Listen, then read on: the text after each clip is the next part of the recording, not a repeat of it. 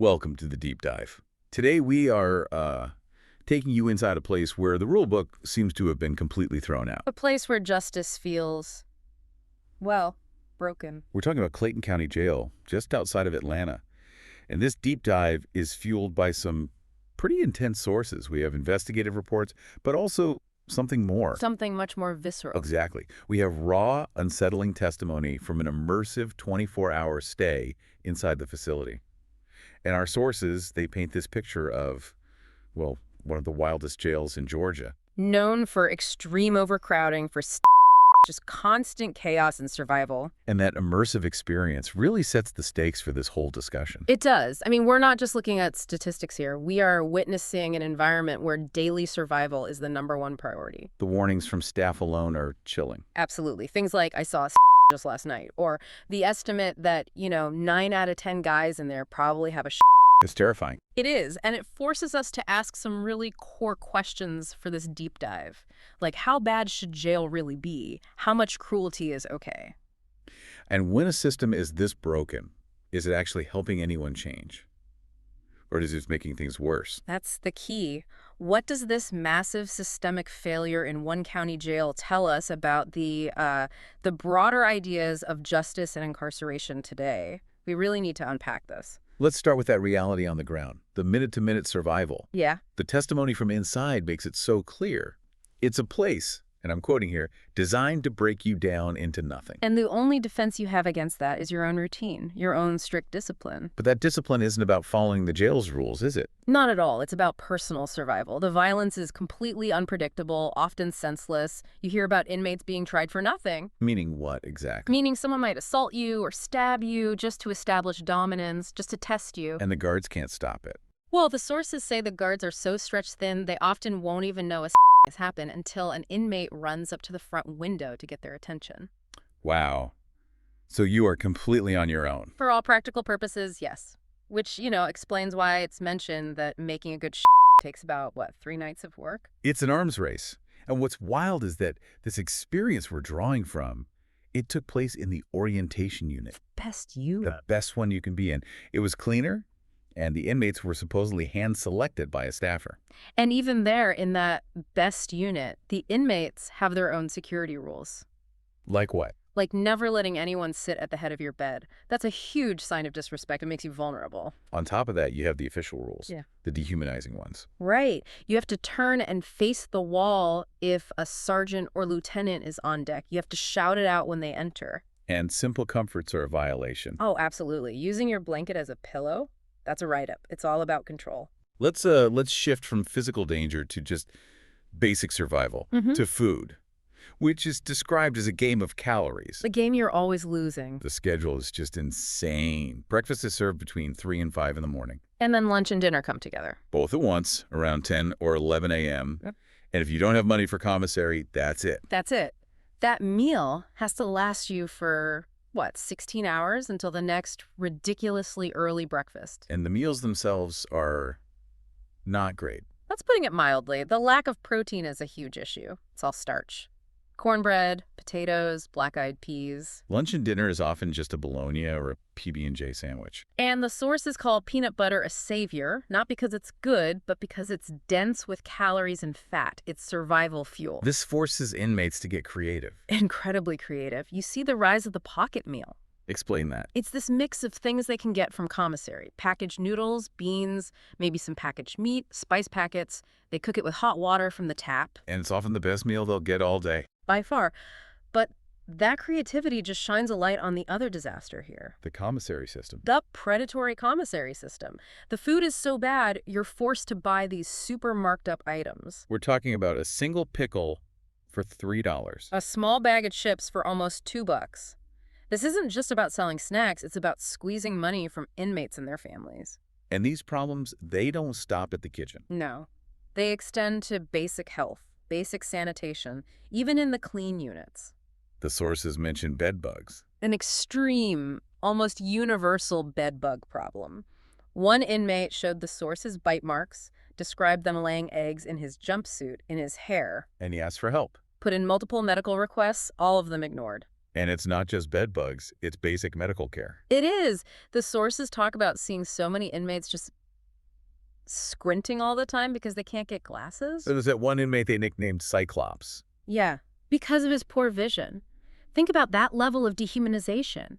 It actually took our source stepping in, talking directly to a doctor, just to get the process started for him to get a pair of glasses. It shows how easily people are just forgotten, warehoused and forgotten. And these daily struggles, the violence, the neglect, they're all symptoms of much deeper systemic failures. Right. And these aren't just anecdotes. Investigative reports confirm all of this. Let's start with maybe the biggest one. The failure of the Sixth Amendment right to a speedy trial. Jails are supposed to be for short-term stays. Exactly. The federal guideline is ideally 70 days from indictment to trial. But in Clayton County, Months, years. years. We're talking about men waiting up to 4.5 years just to see a judge. For misdemeanors sometimes. And that backlog in the courts with overworked public defenders leads straight to the next crisis. Overcrowding. The numbers don't lie. No, they don't. Official capacity is about 1,500, but it routinely holds 1,800, sometimes 2,000 people. And when you're that over capacity, you can't classify people properly. You can't. So you get this disastrous mixing. People in for, loitering or a traffic ticket are housed right next to accused murderers and known stabbers. And that makes the low-level guys a target. An immediate target for extortion, for violence. The more serious criminals see them as an easy mark, someone with family on the outside they can pressure for money. And on top of all that, you have confirmed corruption. Yes. The sheriff's office started something called Operation Clean House, which sounds good. What? But since the sheriff took office, 22 employees and contractors have been arrested for misconduct. 22. So this is not a few bad apples situation. Not at all. It points to a deep, systemic rot. We even have specific examples, like a contractor for the Keefe Group commissary. The same company overcharging for pickles. The very same. She was arrested for hiding almost 600 grams of and tobacco in her desk. The very people controlling the necessities are smuggling in. This all boils down to a question of money versus human rights. It really does. I mean, think about this. It costs taxpayers about $100 a day to house one inmate. And yet you have people stuck in there for months because they can't pay a bond of, what, $250? Or $800. These are often people with no support system. Maybe they aged out of foster care. The economics are just staggering. They are. You're spending thousands of taxpayer dollars to hold someone who is low risk just because they can't afford a few $100. It's completely backward. And this isn't an accident. It's a political choice. A deliberate one. Sheriff Allen has been fighting for more staff. A consulting report confirmed the jail needs at least 100 more guards to be safe. And the county board said no. They said no. They chose to save $10 million instead of funding those positions. The chaos you see inside, it's a direct result of that choice. To run the jail understaffed and unsafe. And the toll all this takes on the human spirit, on mental health. It's just devastating. Well, of course. Forensic psychologists tell us all the time, inmates often come in with unresolved trauma. And jail is the worst possible place for that. Exactly. Untreated trauma mixed with the violence and neglect inside. It doesn't just disappear. It turns into aggression, self-harm, and it massively increases the chances they'll reoffend when they get out. And the actual mental health unit, Dorm 3, is no help. It's part of the problem. It's described as filthy, overcrowded, and most of the people there aren't getting real treatment. They're just waiting for a bed to open up in a proper state facility. So they're just being warehoused in jail for things like criminal trespassing. Essentially, yeah. They're being punished for having a mental illness because there's nowhere else for the system to put them. This confinement also just destroys their connections to the outside world. Completely. Maintaining relationships is almost impossible. You get these brief 5-minute monitored free calls. There's no in-person visitation. And that isolation, you can imagine, it creates so much anxiety and mistrust for the families on the outside. It does. It just erodes those support networks that are so critical for someone to succeed when they're released. There was that one story, the inmate who missed his youngest son learning how to talk. That detail, it says everything. It's just purgatory. Wasting precious, irreplaceable time, possibly for a minor charge. And that's the thing that really stands out when you read these sources, the profound waste of human potential. These are mostly young men. In young men who should be out there being productive, contributing to society, but instead, because of their choices and a broken system, they're just stuck. wasting the best years of their lives in a cell. Which leads to this really compelling alternative that's suggested in the sources. Right, the idea of a modern-day CCC. A civilian conservation corps, putting these men to work. Giving them skills, a chance to build some self-esteem, maybe even save up a little money for their release.